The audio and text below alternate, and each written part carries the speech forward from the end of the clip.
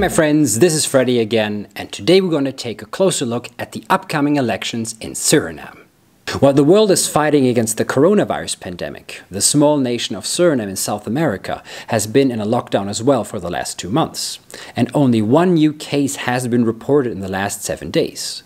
And in light of this good development, the nation is preparing for its presidential elections on Monday the 25th. The last 10 years, Bouterse has been ruling the country as its president, and he's being considered the most controversial figure in the history of this young nation since its independence in 1975 from the Netherlands. He was elected president in 2010 and won a re-election in 2015 with an overwhelming majority. But at the beginning of 2020, his popularity slowly started to diminish. Suriname is suffering from an unprecedented economic crisis since the beginning of the year 2020. And as a consequence, especially the middle class went out to the streets and protested against the government. And earlier this year, I went to Paramaribo to understand why the people think the government is responsible. What's going on in your opinion? The country's gone to shit, basically. I repeat, the country got to shit.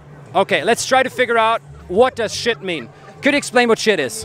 Everything in the shops has become much more expensive, and the people can't afford to overlive these kind of prices.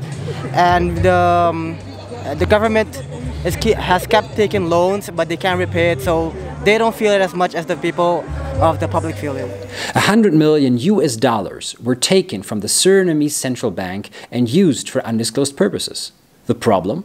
The money was a loan from the Surinamese banks, which had taken the money from the citizens.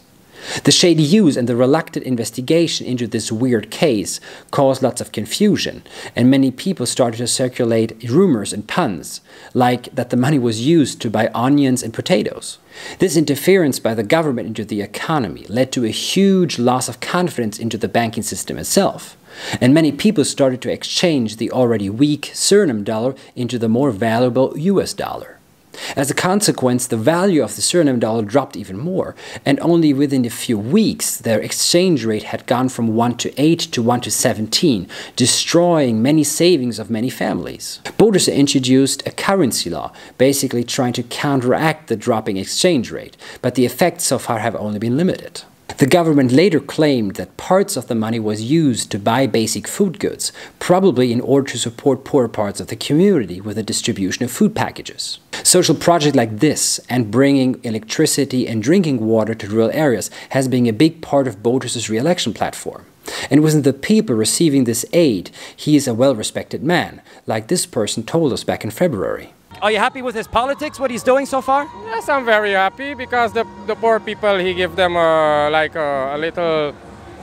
little ration to you could survive, you know. Okay, what did he give the poor people? He give the poor people sugar, rice, onion, garlic, everything. For free? For free. You get a lot. Okay, that sounds nice. Yes. Well, Okay. some people appreciate the way he's combating poverty. Other people are complaining that he is using borrowed money for a short-term political gain during the upcoming elections. As an oil-exporting country, the Surinamese economy took a turn for the worst when the oil prices started to plummet in the context of the COVID-19 pandemic. So when President Bouterse announced the discovery of a huge oil well outside of the coast, it couldn't really help the already struggling economy. In order not to lose the momentum, Bouterse announced the completion of new infrastructure projects, like the Bouterse Highway, a new high-speed road to reach the international airport. Thousands of cars of his well-organized party supporters lined up along the highway to celebrate this special moment. Only a few days later, the First Lady, Bouterse's wife, gave a huge donation to the zoo in Paramaribo. And these are the big physical projects that Bouterse uses to bolster his popularity. Because now his people have the feeling that something is going on, the country is moving forward. But the biggest hit against Bouterse came at the end of the year 2019, when he was on a state visit to China, and a military court in Paramaribo sentenced him to 20 years in prison. He was convicted of being behind the execution of 16 politically active citizens back in December of 1982, when he ruled Suriname in an authoritarian way. After having given back power to a democratically elected government, he accepted political responsibility for the events, but he always claimed that he was not personally involved. As he returned from China, his party, the NDP, organized a huge welcome ceremony, showing the world that he was not accepting the sentence. The investigation into this matter was opened in 2007, and the driving force behind it was the then Minister of Justice, Santokhi, who is till now Bouterse's biggest political rival.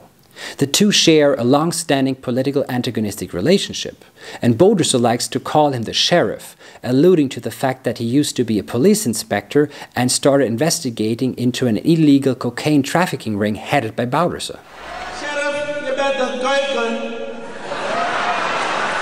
Waar ben je naar school gestuurd daar en toen ben je agent geworden. En toen heb je gewerkt voor de buitenlandse elektrische dienst, payroll, verraad gepleegd, cocaïne gesmokkeld.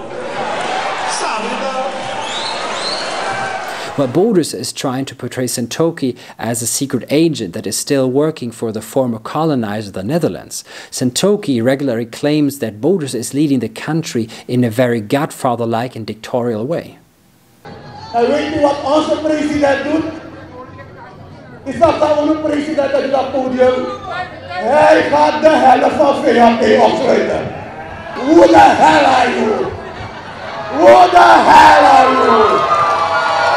Hij leeft nog steeds in die dictatoriale periode. In February, I spoke personally with Santokhi, and we discussed his relationship with Bouterse and the upcoming elections. So if, during the election, you're getting a result and you have to collate with the NDP, are you going to do it?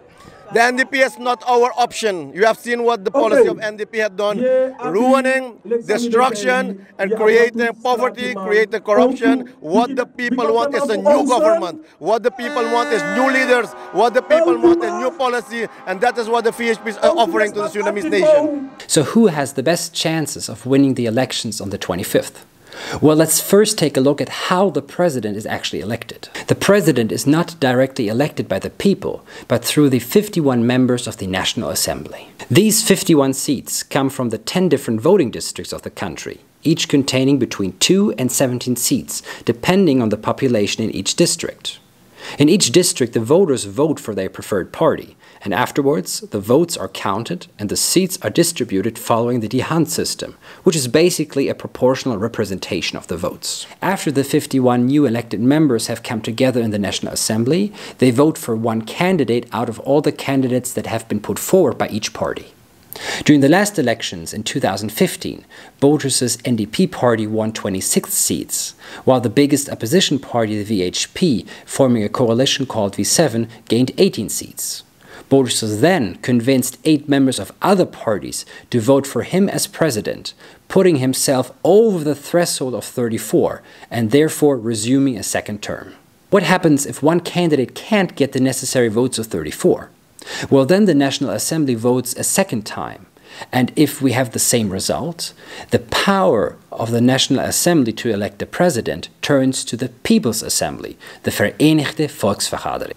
The People's Assembly consists of all 51 members of the National Assembly, plus approximately 890 political representatives of local district and provincial councils. And in that vote for the president, a simple majority of 50% is enough. The last time the People's Assembly came together was in 2005, when candidate Vennejan only got 29 votes in the first 2 voting rounds in the National Assembly, but then got 590 votes in the People's Assembly and was elected the next president of Suriname. So what's going to happen this time? Considering the economic downturn, the NDP is expected to lose at least some seats, making it more difficult for Bouterse to resume a third term. However, his party is the most powerful, best organized, and the first multi-ethnic party, uniting all Suriname's ethnic minorities. Moreover, his charisma as a speaker and a former military strongman gives the Surinamese people a sense of pride, confidence, and post-colonial identity. Santokhi's VHP has high approval ratings within its own ethnical group, the Indo-Surinamese. But in a changing political landscape that increasingly favors ethnic integration, doubts remain whether he can assemble enough multi-ethnic voters before the elections.